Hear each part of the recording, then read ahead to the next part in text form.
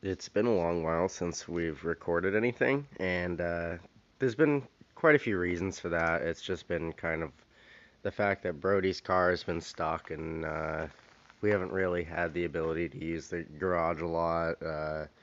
Different jobs, graduations, etc., etc. It's a long story, but either way, we haven't gotten a lot done. But this is one of a few big pieces of news, I suppose. I picked up this car with Brodie for $500 about a week ago, I'd say. It's now registered and inspected and everything, so it's on the road, but it's not really ready to drive legally yet. Um, I have to get a turn signal stock for it right now. I don't know how it happened, but the original one was broken off. I have the shattered remnants of it somewhere. But I ordered it 5 days ago, and it still hasn't even shipped yet, so I'm not too happy about that. But pretty much all I've done is strip the thing out. It's really filthy. I haven't done too much because I wanted to document a lot of it, and I'm going to try to do this pretty much as budget as possible. It's pretty much the farthest thing from something that you could actually use for a drift platform, but we figured that we could probably do some crazy stuff with this. It's automatic. It makes about 115 horsepower, something like that. I put that little start button there. Gonna go pretty ricey with this thing if possible. It'll be a fine balance.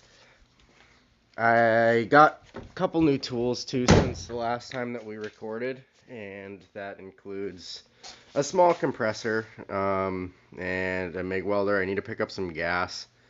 But once I do, the big goal for this was to do some metal work. So I want to put some metal side skirts on this because it's starting to rot down by the rockers, and they don't sell side skirts for these, I don't think.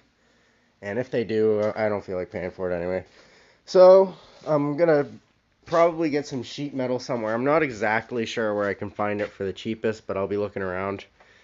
And I'm not sure what I'm gonna do back here, but today I'm going to be throwing in this taillight that's also cracked, but not quite as bad.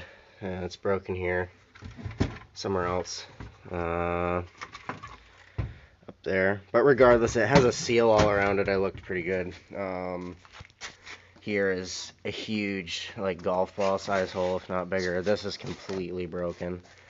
So that was one of the big legality related issues. Another thing that's a problem, and I'm going to do better on it. Don't worry about that. My lights don't work on these. I can't remember the name of them. But regardless, I went to Walmart and I checked the box. There's like a little electric box that tells you what you need to put into the car. And this is what they told me that I needed for a 1990 Volvo 240 for license plate lights.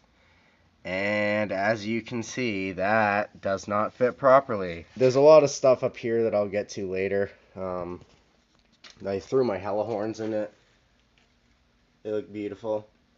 I was gonna put them in that other car over there, but I need to move the whole power steering pump, or cooler, sorry. So it's really hard to fit them in there with the grill. So I'm gonna just keep them in this car, I guess. I have to put my OEM horns back in there. But that's pretty much it externally. There's nothing really too exciting under the hood or anything like that. I'm going to be putting a Sparco wheel in here that I have from Florida in one of my 240s, and I ordered just a shitty gold eBay quick release. But I think the color scheme I'm going to go with is similar to Brodie's, if I can actually get this thing sideways, which is going to be a primer brown for now, but we're going to decide on a more like metallic nice color with a real gun. I have one somewhere over here. I mean, it's not a nice gun or anything. It's alright. But I got a spray gun brand new there. But yeah, anyways, we'll have the same color cars. It will hopefully look pretty cool. I mean, if not, I can change it up again. I do like this car. The patina's kind of interesting. It looks horrible. The whole car looks like that. Sorry if it doesn't focus, but anyways, it's actually pretty clean. For $500, I was completely shocked by how clean this is. We live up in the Northeast. It's terrible. Every old car like this, a 1990, should be completely rotted out. But I mean, that is the extent of the rust pretty much down there. That's the worst rust I've seen so far. And that is not even really that bad to me. I'm kind of just thinking I'm going to sandblast that and repaint it black and throw it back on with, new bushings and stuff, which I already have the new bushings. I have new poly bushings for it. I just need to take it to the shop with Brodie and put it up on the lift. That's going to be a pain in the ass. I'm not looking forward to that at all. The guy I purchased this off of wants this battery back. I don't know if I'm going to put a smaller battery in this or what. But I mean, it turns over no problem. It runs pretty much fine. Might have a small vacuum leak or something. And the filter is fucking filthy. No, I'll have to beep that out.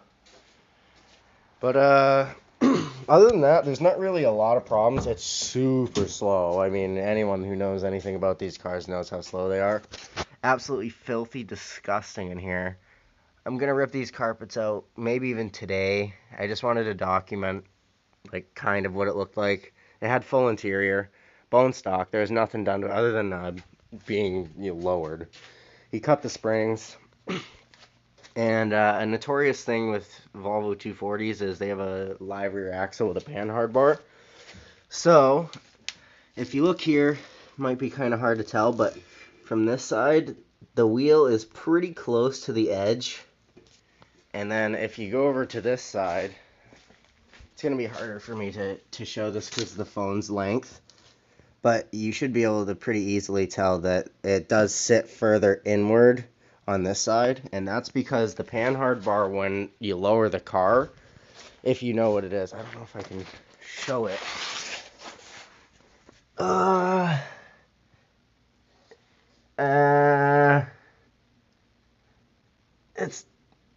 It's too hard to show, but regardless, it pretty much keeps the axle stable so that it doesn't sway back and forth like that. And when you lower the car, it kind of extends in this, from the angle that it sits at, and it needs to be shortened. And IPD sells a $200 one, and I might pick that up, but if I don't, I was thinking I might just chop it down, put a pipe over it or something that's slightly bigger, and weld it and see if it breaks. I don't know what I'm going to do up here. With this stock horsepower, I'm not sure that it's going to slide. So what I was thinking is I might pick up one of the VX cams, which will give it roughly 20 more horsepower. And that will bump it up to about 130, so I'd guess maybe 100 wheel. And with the welded diff, which it's not welded right now, it's open. I already have the gear oil, though. I'm going to try to weld it myself once again. If it breaks, it breaks. It should hopefully skid a little bit. I should be able to have some fun with it, and we can record some shit. Ideally, I want to be able to get this to club loose, but it's going to take a lot more mechanical work than Brodie's car did. Not that he ever did much mechanical work, but his car has, an extra 40 horsepower. It was way more gutted than this. It has no heat, nothing. So I'm sure it's a lot lighter. Welded diff. It's on coils, I don't know what I'm going to do about the suspension. I'm going to have to get 940 or 740 coils at some point maybe. Or, depending on how this rides, I haven't really screwed around with it too much. And I probably couldn't if I wanted to. But it definitely rides pretty poorly. And I was thinking maybe if I were to put some heavier springs on there, it might help it a little bit. I'm kind of kicking myself in the ass because I just threw out the OEM springs from this. And I'm pretty much positive that they would have had a higher spring rate than these. And if they fit, then I probably would have had a slightly stiffer ride. But regardless, I can't really go back in time and fix that. So here we are. And I'll have to figure something else out. But anyways, that's pretty much it. This isn't like a super serious video. It's just a small update on this car. And I know that most of you probably don't follow enough to know Drew, but he had a white Miata in one of the earlier episodes. I think it was episode 1.5 of the 240 build, and he sold that. And anyways, he ended up buying a 1.8 black Miata day after I bought this. So that hopefully will be modified. He said he was buying wheels for it. I'm not sure if he was serious or not, but he kept the other one pretty stock. We'll see what he does. That one should be a lot better though. Hopefully we'll see that on this channel as well. And this Brodie's car has a couple new things. And I think that Brodie actually might have another car that hasn't been mentioned yet either. So we'll try to keep you up to date. We're trying to find the old camera that we have. I'm recording on my phone right now. And I guess stay tuned.